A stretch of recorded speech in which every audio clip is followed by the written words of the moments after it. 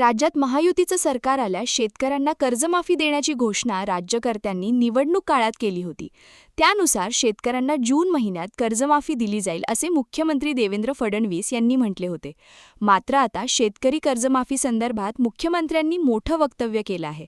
राज्यातील शेतकरी कर्जमाफीचा निर्णय अंतिम टप्प्यात आला असून निवडणूक आयोगाच्या निर्देशामुळे कर्जमाफीची अधिकृत घोषणा बाकी आहे. कर्जमाफीच्या मुद्द्यावर मुख्यमंत्री देवेंद्र फडणवीस यांनी आज भूमिका स्पष्ट केली. त्यामुळे विधान परिषद निवडणुकीनंतर शेतकरी कर्जमाफीची घोषणा होण्याची शक्यता आहे. मुख्यमंत्री देवेंद्र फडणवीस यांनी लाडकी बहीण योजना आणि शेतकरी कर्जमाफी यांच्या संदर्भात माहिती दिली. शेतकरी कर्जमाफी योजना आज मंत्रिमंडळ बैठकीत चर्चिली जाईल. मात्र निवडणूक आयोगाने आम्हाला सांगितलं आहे की तुम्ही घोषणा करू नका.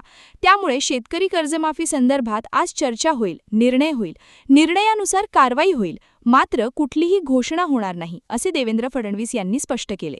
विशेष म्हणजे 2 दिवसांपूर्वी कृषी मंत्री दत्तात्रय भरणे यांनी शेतकरी कर्जमाफीबाबत घोषणा केली होती. पुढील 10 दिवसात कर्जमाफीचा निर्णय होईल, असे भरणे यांनी म्हटले होते. पुण्यश्लोक राजमाता अहिल्यादेवी होळकर यांच्या 301व्या जयंतीनिमित्त चौंडी, अहिल्यानगर येथे आयोजित कार्यक्रमातील कृषी मंत्री दत्तात्रय भरणे बोलत होते. त्यानंतर राज्य मंत्रिमंडळाच्या बैठकीत आज शेतकरी कर्जमाफीचा निर्णय होणार असल्याचे समजते.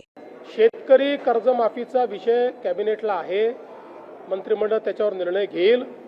पण आम्हाला इलेक्शन कमिशननी अट टाकली आहे. जेव्हा आम्ही त्यांना परवानगी मागितली तर त्यांनी अट टाकली आहे की तुम्ही विषय मंजूर करून पुढची कारवाई करा, पण त्याची घोषणा तुम्हाला करता येणार नाही. त्यामुळे आम्ही आज अधिकृत घोषणा इलेक्शन कमिशनमुळे करू शकत नाही.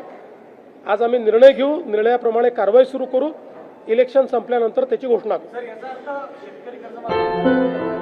क्या हुआ बहू? माँ, पाइल्स की बहुत तकलीफ हो रही है. तो तुम गुदरोग सर्जन के पास क्यों नहीं गई?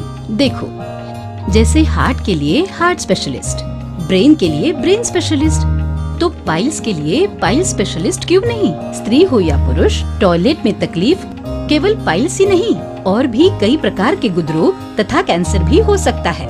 इसीलिए इसकी प्रत्यक्ष जांच जरूरी है.